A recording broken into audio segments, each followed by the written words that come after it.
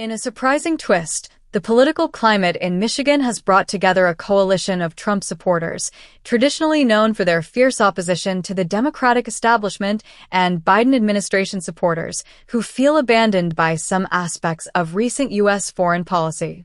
The heart of the conflict centers on President Biden's policies regarding the Israel-Palestine crisis and the U.S. stance on a ceasefire in Gaza. Amid the devastating escalation of violence in the region, American voters in Michigan, many of whom previously turned their backs on Biden and even advocated for his opponent, Donald Trump, are now turning to the president in a last-ditch attempt to stop what they view as a humanitarian disaster. However, with Trump's influence steadily growing and Biden's term waning, is this shift in sentiment simply too little, too late? This video explores the shifting dynamics within Michigan's Arab American community, the role of key political figures like Mike Huckabee and Benjamin Netanyahu, and the larger implications of a fractured voter base rallying for a cause they once rejected. With tensions higher than ever and a new administration looming, the desperation that unites these voters may indeed signal a shift in America's foreign policy conversation. However, whether Biden can deliver meaningful change in his remaining time is another question entirely. The ceasefire conundrum. Biden's troubled legacy in Michigan. Since his early days in office, President Joe Biden has faced mounting pressure to address escalating tensions in the Middle East. For Michigan's large Arab American community, this issue has been particularly pressing, as family and cultural ties make the events in Gaza deeply personal. Vice President Kamala Harris and Biden himself previously voiced their support for peace in the region, with Biden notably calling for a ceasefire in conversations with Israeli Prime Minister Benjamin Netanyahu. While this stance resonated with some voters, it didn't go far enough for others who felt Biden's commitment was lukewarm, especially compared to the bold rhetoric from figures like former President Donald Trump.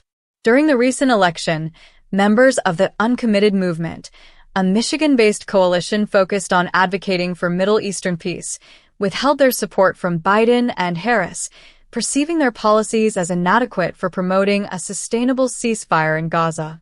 This same group even encouraged voters to consider alternatives like Trump, believing that a shakeup might offer new hope for an elusive peace. Trump's role and the Arab American vote in Dearborn, Michigan. Trump's previous outreach efforts to the Arab American community surprised many, especially considering his controversial past policies, including the infamous Muslim travel ban. But his willingness to engage with these communities, particularly in Dearborn, a Michigan city with the largest Arab American population in the U.S., won him unexpected support. His firm rhetoric against Hamas, paired with his perceived outsider status, appealed to certain voters disillusioned by what they saw as years of unfulfilled promises from Democratic leaders. Trump's vow to work with Netanyahu, pushing for the total annexation of the West Bank and advocating for a zero-tolerance approach toward Gaza, was for some seen as a strong, albeit polarizing, stance in favor of Israeli security. The rise of Mike Huckabee, the hawkish shift in U.S. foreign policy. A pivotal moment in Trump's campaign has been the appointment of Mike Huckabee, a known Christian Zionist, as ambassador to Israel. Huckabee's appointment signals a dramatic shift in policy, emphasizing a hardline stance on Israeli sovereignty. In his own words, Huckabee claims there is no such thing as the West Bank, instead labeling it as Judea and Samaria. His insistence that Israel should have exclusive control over these territories has raised concerns among peace advocates who fear further marginalization of Palestinian communities. For those within the Michigan Uncommitted Movement, Huckabee's stance comes as a jarring reminder of the consequences of their voting choices. As a vocal advocate for a complete annexation of Palestinian territories, Huckabee embodies a foreign policy that dismisses Palestinian claims to statehood.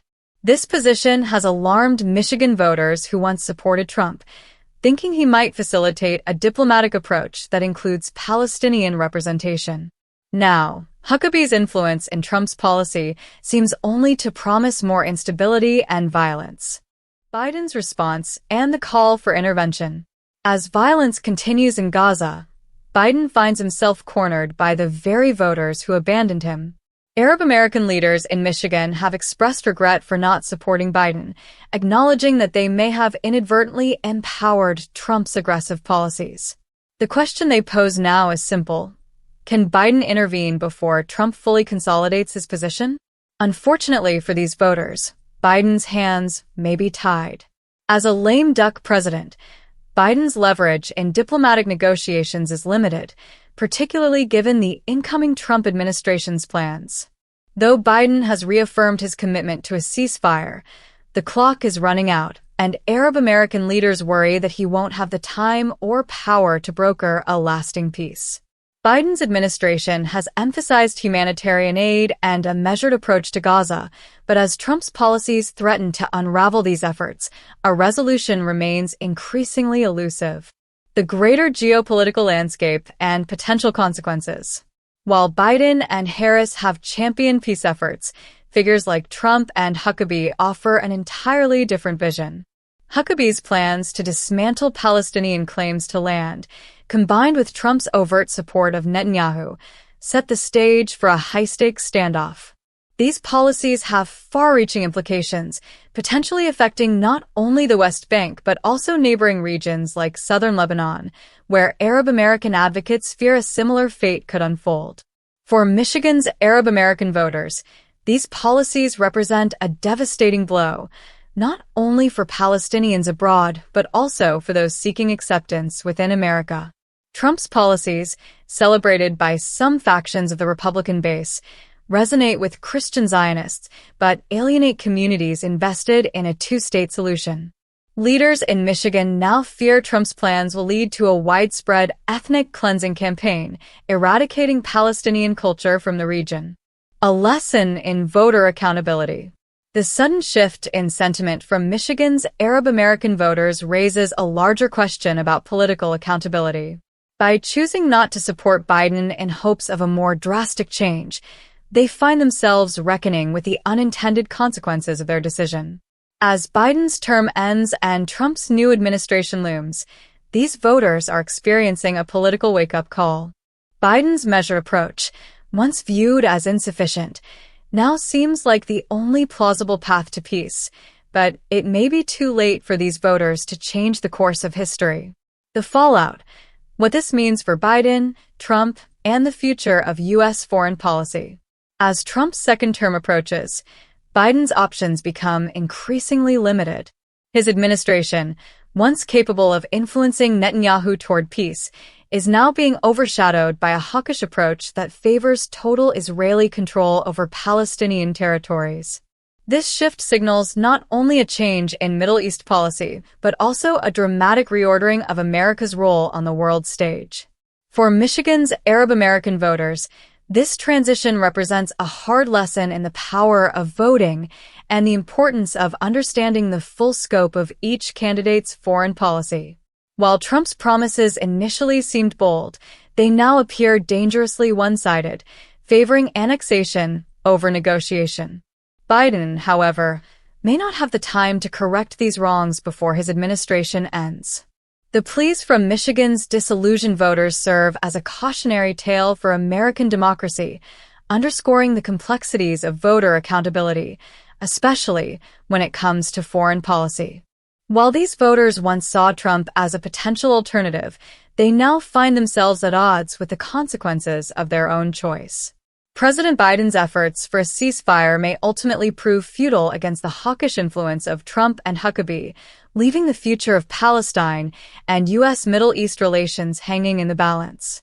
As Biden's term comes to a close, Michigan's Arab American voters are left grappling with the stark reality of their decision. They've called for Biden's intervention, but the power of the presidency is slipping from his hands. In the end, the story of Michigan's uncommitted voters is one of regret and a painful realization. The consequences of an election are often much greater than anticipated. The question now is whether this lesson will resonate with other voters before it's too late.